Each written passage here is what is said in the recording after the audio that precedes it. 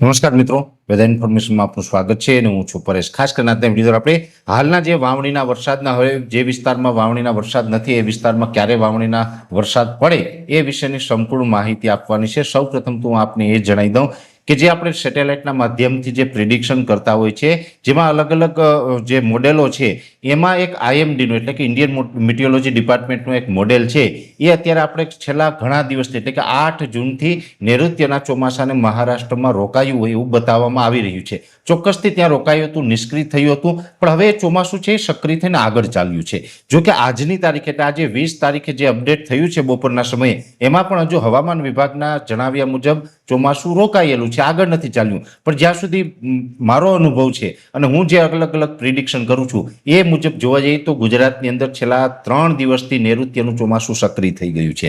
એટલે આ તમને થોડુંક વિવાદાસ્પદ પણ લાગશે, થોડુંક તમને વિચાર કરે એવું પણ લાગશે, પણ આ વાસ્તવિકતા છે, આ સત્ય છે.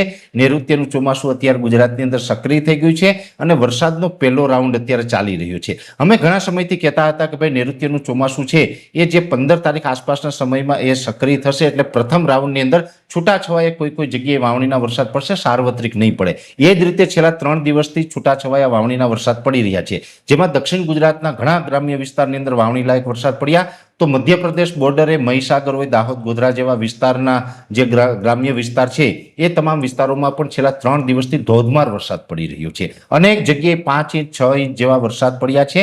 ખરેખર સારામાં સારી વાવણી એ વિસ્તારમાં પણ થઈ છે. એવી જ રીતે સૌરાષ્ટ્રના પણ દરિયાઈ કાંઠાના જિલ્લા છે, ખાસ કરીને અમરેલી, ભાવનગરની અંદર વરસાદનું પરફોર્મન્સ સારું જોવા મળ્યું છે. અમરેલી, ભાવનગરના અનેક ગ્રામ્ય વિસ્તારની અંદર વાવણી થઈ ચૂકી છે. ઘણા બધા ગામડાઓની અંદર 3 ઇંચ કરતાં વધારે વરસાદ પડ્યો અને વાવણી થઈ ચૂકી છે. એટલે કે આ પ્રથમ વાવણીનો રાઉન્ડ અત્યારે ચાલી રહ્યો છે, જેમાં 18, 19 અને આજે 20 તારીખ એમ 3 દિવસથી રાજ્યના ઘણા બધા વિસ્તારમાં વાવણીનો વરસાદ થયો છે અને આ નૈઋત્યના ચોમાસાનો પ્રથમ રાઉન્ડ છે. હવે જે સેકન્ડ રાઉન્ડ એટલે કે બીજા રાઉન્ડની વાત છે એ લગભગ આપણે 22 થી 25 જૂનમાં છે ને એમાં લગભગ જે બાકી રહેલા છે એમાં મોટાભાગના મધ્ય ગુજરાત હોય, સૌરાષ્ટ્ર હોય, દક્ષિણ ગુજરાત હોય, લગભગનો વારો આવી જશે અને ત્રીજો રાઉન્ડ આવશે 28 જૂનથી 3 જુલાઈનો. એમાં લગભગ સાર્વત્રિક ઓલ ઓવર ગુજરાતમાં વાવણીના વરસાદ થઈ જશે. આમ 3 તબક્કે વાવણી થવાની છે. આપણે ઘણા સમયથી કીધું હતું, આપણા વાર્ષિક કાર્યક્રમમાં પણ બતાવ્યું હતું.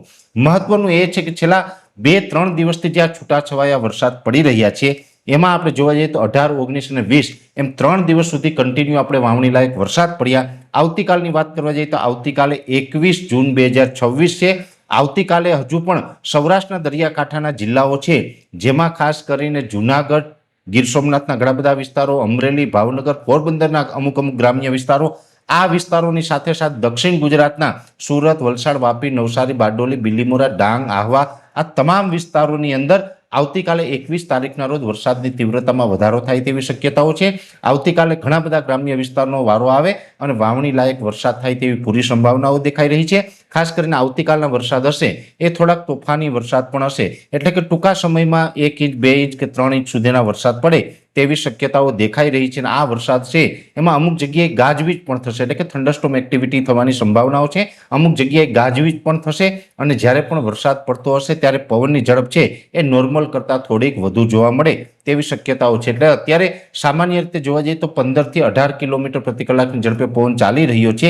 એની જગ્યાએ જ્યાં વરસાદ પડતો હશે ત્યાં તોફાની વરસાદ પડે ત્યાં લગભગ 30 થી 35 કિલોમીટર પ્રતિ કલાકની ઝડપે પવન ફૂંકાય અને ગાજવીજ અને પવન સાથે વરસાદ પડે તેવી શક્યતાઓ રહેલી છે. એટલે આવતીકાલે થોડીક તીવ્રતા અને વિસ્તારોની અંદર વધારો થાય તેવી સંભાવનાઓ દેખાઈ રહી છે. અને નૈઋત્યના ચોમાસાનો આ પ્રથમ રાઉન્ડ છે. જોકે પ્રથમ રાઉન્ડની અંદર સાર્વત્રિક વાવણીની પહેલા પણ સંભાવનાઓ નથી, અમે જણાવ્યું હતું એમ, અને અત્યારે પણ એ જ મુજબના છૂટાછવાયા વરસાદ પડી રહ્યા છે.